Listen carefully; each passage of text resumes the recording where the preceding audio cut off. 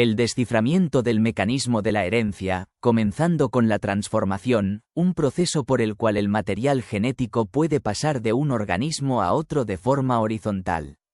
El experimento de Frederick Griffith con bacterias demostró la existencia de una molécula génica capaz de transmitir información hereditaria. Paralelamente, los experimentos de Hermann Müller con rayos X en moscas de la fruta revelaron la maleabilidad del genoma y la posibilidad de inducir mutaciones. Describe la búsqueda de la identidad del material genético. Se presenta el debate entre las proteínas y el ADN como posibles candidatos, y cómo la creencia generalizada favorecía a las proteínas debido a su versatilidad y función en las células. El experimento de Oswald Avery demostró que el ADN, y no las proteínas, era el portador de la información genética, aunque este descubrimiento fue recibido inicialmente con escepticismo. Culmina con la descripción del descubrimiento de la estructura del ADN por Watson, Crick, Wilkins y Franklin. Se explica cómo la forma de doble hélice del ADN, con sus bases complementarias, no solo almacena información genética, sino que también sugiere un mecanismo para su replicación. Este descubrimiento marcó un hito en la biología y abrió el camino para comprender cómo los genes codifican la información para construir y mantener los organismos. Se destaca la importancia de la estructura del ADN para la regulación, replicación y recombinación de genes. Se presenta el dogma central de la biología molecular, el flujo de información del ADN al ARN y de este a las proteínas. La anemia de células falciformes se utiliza como ejemplo de cómo un cambio en un solo gen puede tener consecuencias dramáticas en la salud humana. Explora los avances en genética desde 1970 hasta 2001, centrándose en la secuenciación y la clonación de genes. Se inicia con el trabajo de Paul Berg, quien creó las primeras moléculas de ADN recombinante, combinando genes de diferentes organismos.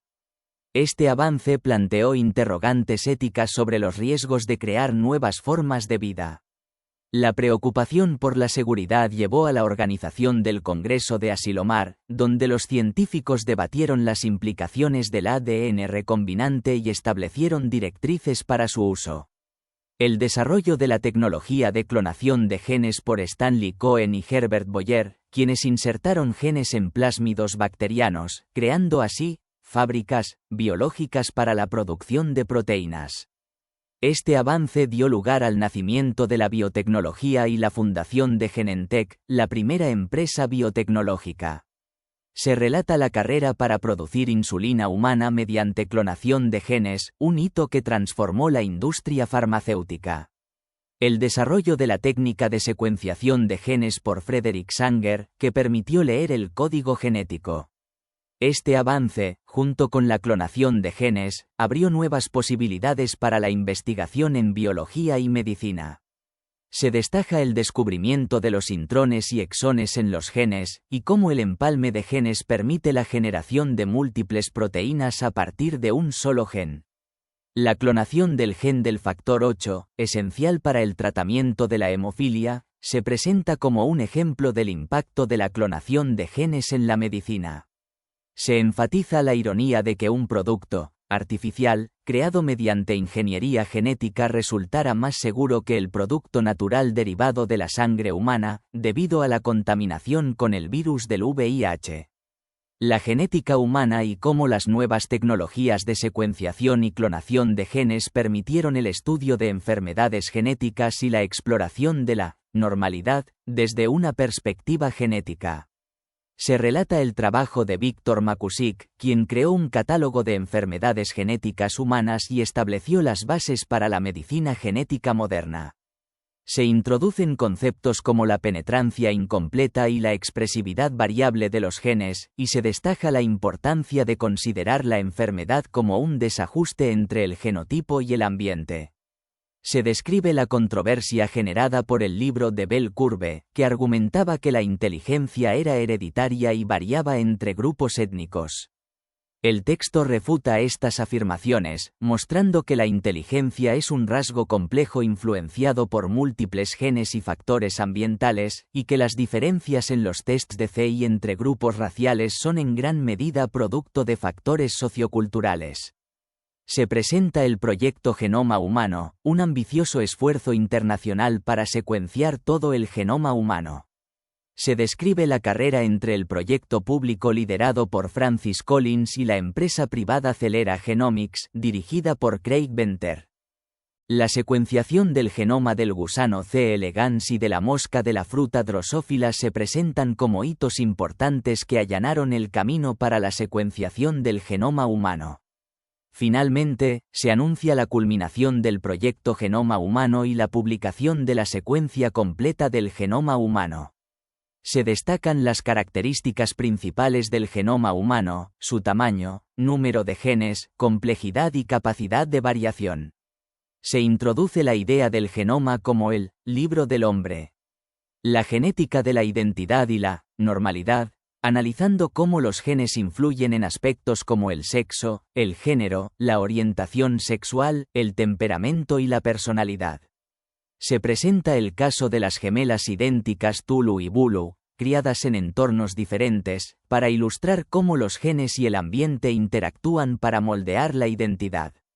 Se introduce el concepto de primera derivada de la identidad, que se refiere a la tendencia a comportarse de ciertas maneras, más que a la personalidad en sí misma. Se describe el descubrimiento del gen SRY, el determinante principal del sexo masculino, y se analiza el síndrome de Swyer, una condición en la que individuos con cromosomas XY desarrollan características femeninas debido a mutaciones en el gen SRY. El caso de David Reimer, un niño criado como niña tras un accidente, se presenta como un ejemplo trágico de cómo la identidad de género está fuertemente influenciada por la genética, a pesar de las intervenciones sociales y culturales. Se refuta la idea de que la identidad de género es una construcción social y se destaca la importancia de los genes en su desarrollo. Se explica cómo el gen SRY, junto con otros genes y factores ambientales, influye en el género y la identidad de género. También aborda la genética de la orientación sexual, describiendo el estudio de Dean Hammer sobre el gen gay y la controversia que generó. Se presentan las evidencias de la influencia genética en la homosexualidad, basadas en estudios con gemelos y análisis de vínculos genéticos. Se explica que, aunque aún no se ha identificado un único gen gay, es probable que múltiples genes contribuyan a la orientación sexual. Finalmente, se analiza la genética del temperamento y la personalidad, presentando el estudio de Richard Epstein sobre el gen D4DR y su asociación con la búsqueda de novedades.